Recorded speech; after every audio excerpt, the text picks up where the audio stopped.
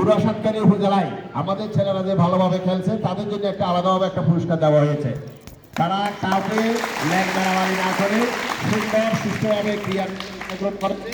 আমরা গতকাল 3টা পুরস্কার পেয়েছি।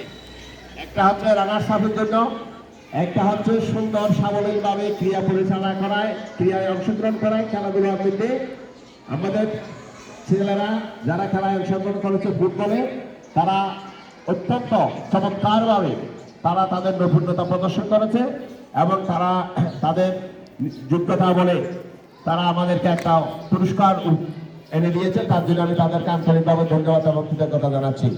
এবং সাথে সাথে অত্র টুর্নামেন্টের মধ্যে সেরা খেলোয়াড় তাও আমাদের ছাত্র, তার জন্য আমরা তাকে আরেকটা করতালির মাধ্যমে আজকে আমরা তাকে অভিনন্দন জানাচ্ছি। লেখাপড়া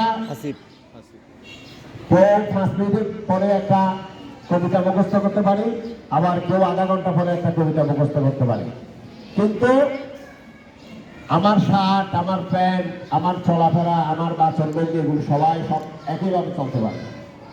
তাহলে আমরা কি আদর্শবান ছাত্র হতে চাই? হ্যাঁ, কালকে আমরা যেভাবে এসেছি, যেভাবে আমরা উপজেলা থেকে প্রশংসিত হয়েছি, আমরা আশা করবো আগামীতে তোমরা আমাদেরকে আরো সুন্দরভাবে আগামী এই যে গ্রীষ্মকালীন খেলাধুলা, শীতকালীন খেলাধুলায় অংশগ্রহণ করে বিদ্যালয়ে ঐতিহ্যকে ধরে রাখবে তোমরা, সে আশাটুকু প্রত্যাশা করছি। এবং আমাদের প্রিয় শিক্ষক এবং নজরুল সাহেব, জাফর সাহেব এবং আমাদের বিকাশ দল এবং মেজবা সাহেব সহ সবাইকে আমি ধন্যবাদ জানাচ্ছি। আর এখানে যারা ছিলেন, কারণ আমাদের একটা সরকারের বাধ্যতা করে দিয়েছে যে সবাইকে আমরা সুযোগ দিতে পারি নাই, কারণ সরকার বলছে স্কুল পরিচালনা করতে হবে। সেই সাথে আমাদের সরকার প্রধান শিক্ষক মহোদয় এবং যারা এখানে ছিলেন তাদেরকে আমি আন্তরিক ধন্যবাদ জানাচ্ছি। কারণ যদি সবাই যেতে চাইতো তাহলে আমি আমার সবাইকে দিতে পারতাম না, স্কুল হতো না।